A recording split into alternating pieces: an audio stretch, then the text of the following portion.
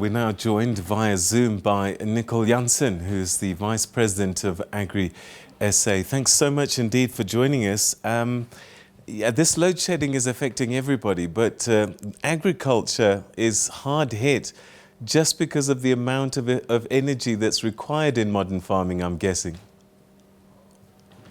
Yes, absolutely. And what we have to remember is that agriculture is a very unique sector.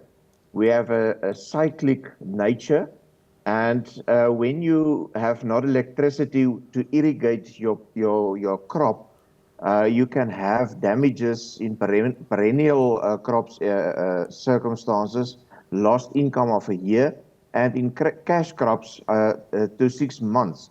So it's not only the production of that day that is been lost due to load shedding.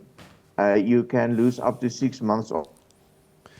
So what kind of conversations have you been having and with... that is... Yeah, sorry, you had frozen for a second. Please finish.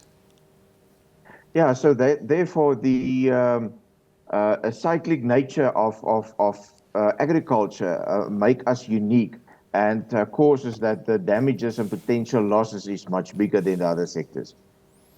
So what kind of conversations have you been having to try and mitigate this? Because I would imagine particularly smaller scale farmers that perhaps might be only dealing in 1 or 2 crops could actually go bankrupt. I see at the end of the day, it's very hard for the private sector to take over government's role in terms of infrastructure and get the enabling environment to do business in. So to pick up that responsibility is quite expensive. So at the end of the day, it's government's responsibility to set up the infrastructure, the energy. Energy is the backbone of any economy, and therefore it's costly. And one sector can't take up that bill to be self-sufficient in terms of energy. And if we have to do that, what is next? Then we have to be self-sufficient in terms of transport and infrastructure, exports, etc. as well. So therefore, government have to step up to get an enabling environment to do business in for the emerging farmers as well as the commercial farmers to be profitable and to grow the economy of agriculture in South Africa. What are the farmers saying? Just how serious is it? Well, we have big irrigation farmers that is looking to alternatives, getting out of the irrigation business. It's not possible to irrigate enough water in the hot January, February months if we are going to have more normal temperatures, and we need to irrigate up to 60 millimeters a week, then we don't have enough electricity to do that. And yield losses and crop losses is inevitable. So therefore, we already have farmers that looking into other farming practices, like exiting the irrigation sector, looking at maybe other sectors. And that is a huge loss for the agricultural sector. At the end of the day, it's a business, and you have to be profitable. And on this stage, it's impossible to be profitable if you can't have optimal yields and optimal production circumstances. Is food security a threat? Don't think on this stage food security is a threat. We are very concerned of the season ahead. If the season can go through and we will manage to have good crops, then we will be safe for another year. At the end of the day, we can't continue like this. There have to be a change, a dramatic change, to be more electricity secure. So I think it's a little bit early to be getting noises of not food secure on this stage. But we are very concerned in terms of profitability and keeping the agricultural sector alive in the near future. In the story that we played just before we started talking, it seems as if whilst we might remain food secure, we certainly can't guarantee the food prices. Yeah, absolutely. As the agricultural sector can't afford the price of electricity on this stage, at the end of the day, the economy will adapt, and supply and demand is the ultimate leverage within the economy. So if we end up with lower food level stocks and products on the market, we have to import more with a weaker rand. It will definitely have an effect on the cost of products that we need on the shelves in the supermarkets. So yeah, it is a concern on this stage, and it's a snowball that will definitely roll out in the economy in the future.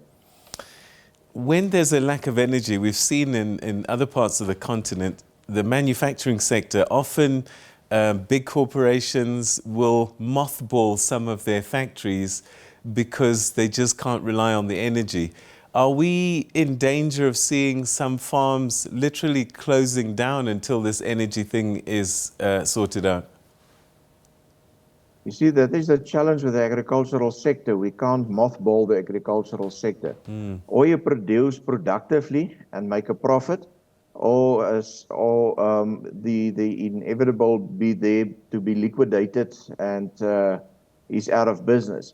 So due to the high overheads costs, you have to pay your fixed cost of electricity, you have to pay your water rights, you have to pay your labor, you have to pay your municipality taxes, etc. So you have overheads that make it impossible to mothball farms. So therefore, it will be losses in the economy, and it will be very hard to start up a practice when it's get to a stage when it can't be produced anymore. So the agricultural sector, unfortunately, can't get mothballed. Or you are productive and produce, or you are being liquidated and out of business. That is the two options for the agricultural sector. Can government help in some way, subsidize farmers for their losses to keep them ticking over? Is there any solution beyond infrastructure which may take time? Unfortunately not. South Africa is one of the countries that have the least support from government. Therefore, we have to play within the free market space. So therefore, on this stage, there is no support from government.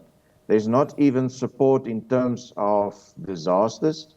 There's not enough support in terms of pests like locusts and stuff like that. We have the flood walls in the lower Orange River. That is a state initiative to have it in place. It's not been fixed.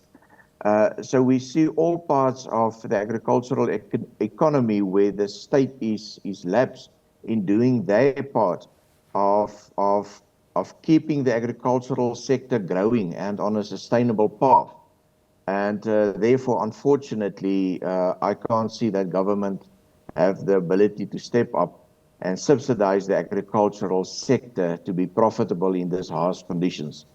I think it's absolutely necessary that we get our electricity supply intact. We have to depoliticize Eskom. We have to criminalize Eskom so that we can have affordable electricity on a continuous supply and start investing in infrastructure that is needed to grow the economy, and from there getting on a better foot in future. Mr. Jansen, that's where we'll leave it. Thanks so much indeed for joining us and giving us some insight into the situation that our farmers are facing. Thanks for your time. Thank you. Thank you. All right, that's Nicol Jansen, who's the Vice President of Agri SA, explaining to us the plight of farmers without energy. Some of these farmers are struggling to keep their farms going. And the equation there is that if they don't farm different things or farm differently, they'll be liquidated and go out of business.